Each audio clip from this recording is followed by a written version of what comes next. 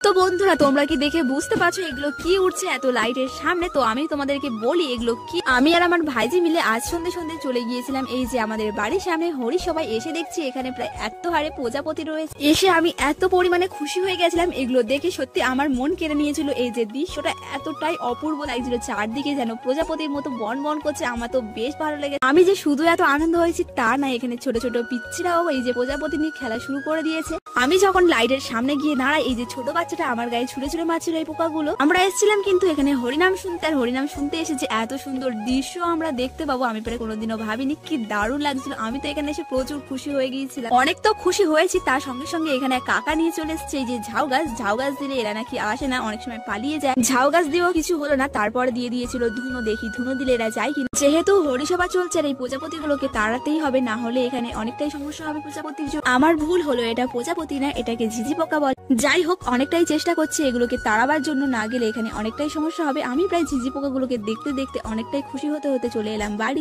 আমি এই সমস্ত পোকাগুলোকে ঝিঝি পোকা নামে চিনি। তোমরা কমেন্ট করতে ভুলবে না তোমরা এই পোকাগুলোকে কি নামে চেনো। আমি প্রথম থেকে ভেবেছিলাম এগুলো সব প্রজাপতি হবে, কিন্তু আমার ভুল হলো, এগুলো কিন্তু সব ঝিঝি পোকা।